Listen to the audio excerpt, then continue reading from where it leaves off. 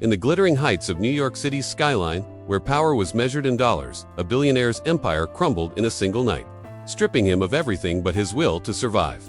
Julian Hart, once untouchable, found himself cast into the streets he'd never known. His wealth vanished, his name tarnished. But in the shadows of his fall, a chance encounter with those he'd overlooked sparked a journey of redemption, proving that when everything is lost, the heart can still find its way. The Manhattan skyline sparkled under the twilight of July 29, 2025, its towering glass reflecting the ambition of men like Julian Hart, 48, CEO of Hart Global, a fintech giant. From his penthouse office on Wall Street, Julian, with his chiseled jaw and piercing blue eyes, commanded billions, his tailored navy suit a symbol of his untouchable status. His life was a whirlwind of board meetings, private jets, and gala dinners, but beneath his polished exterior, he was restless, haunted by a childhood of poverty he'd sworn never to revisit. That evening, as he prepared for a high-stakes merger, his CFO, Richard Kane, 50, burst in, his face pale. "Julian, the SEC just froze our accounts. Insider trading allegations, your name's on everything." Julian's stomach dropped. "That's impossible," he snapped, but the phone rang with his lawyer, Ellen, 45, confirming the worst. A whistleblower had leaked doctored emails implicating Julian, and his partners had pulled funding. By midnight, Hart Global's stock crashed. His assets were seized, and his board ousted him. The news hit X, with hashtag HartCollapse trending, branding him a fraud. Julian left his office, the city's hum mocking his fall. His accounts drained, his cards declined. He wandered into the night, his suit rumpled, his phone dead.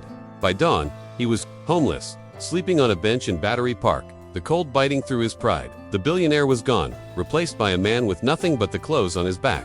Julian woke to the clatter of a street cart, his body aching, his mind reeling. New York's streets, once his playground, now felt hostile, their pace indifferent. He joined a soup kitchen line in the Bowery, his hunger outweighing his shame. There, he met Rosa Delgado, 60, a former teacher turned volunteer, her warm brown eyes, kind but sharp. "First time here?" she asked, handing him a bowl of stew.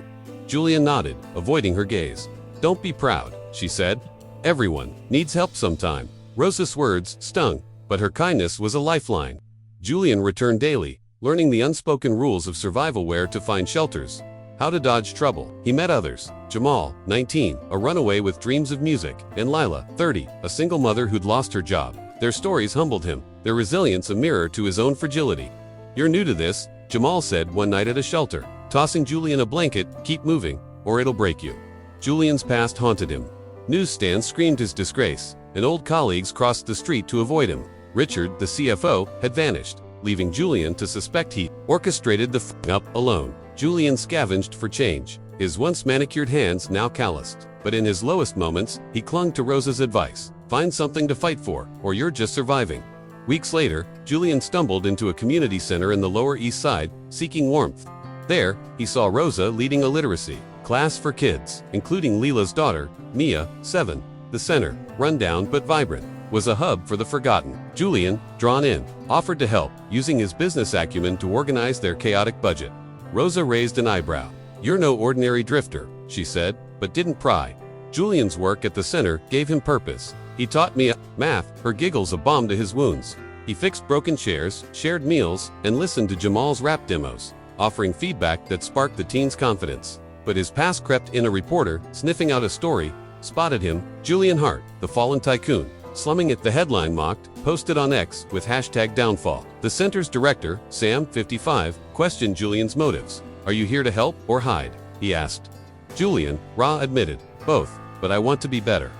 Determined to clear his name, Julian contacted Ellen, who'd been digging into the whistleblower. She found evidence pointing to Richard's betrayal, forged emails traced to his private server. "We can fight this," Ellen said, "but it'll take time." Julian, fueled by purpose, vowed to rebuild, not for wealth, but for truth.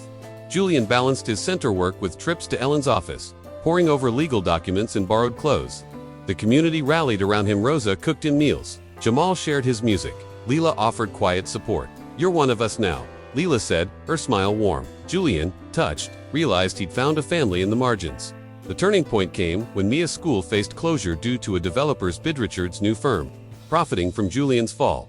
Furious, Julian organized a protest, rallying the center's community. They marched to City Hall, signs high, with hashtag Save Our School trending on X. Julian spoke, his voice steady. "This isn't about me. It's about kids like Mia who deserve a chance." The crowd cheered, and the city paused the closure. A small victory, Ellen's breakthrough arrived. Richard's server logs proved he'd framed Julian. The SEC dropped charges, and Julian's assets were partially restored.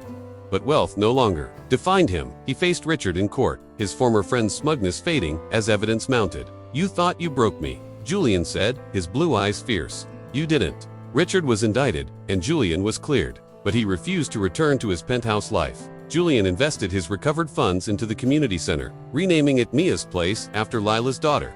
He funded scholarships, including one for Jamal's music school and Lila's nursing classes. Raza retiring, passed her teaching role to Julian, who found joy in mentoring kids. "You've got heart," she told him, her eyes proud. Julian smiled, his past a shadow, his present a purpose. He stayed in a modest apartment, his wealth now a tool for good. X-Post celebrated his comeback, with #HeartRedemption trending, inspiring stories of second chances. One evening, under the Brooklyn Bridge's glow, Julian, Rosa, Lila, Jamal, and Mia shared a picnic, laughing as the city hummed. Julian, once a billionaire, had lost everything only to find what mattered most. In New York's relentless pulse, Julian Hart's fall became his rise, proving that when wealth fades, the heart can build a legacy that endures.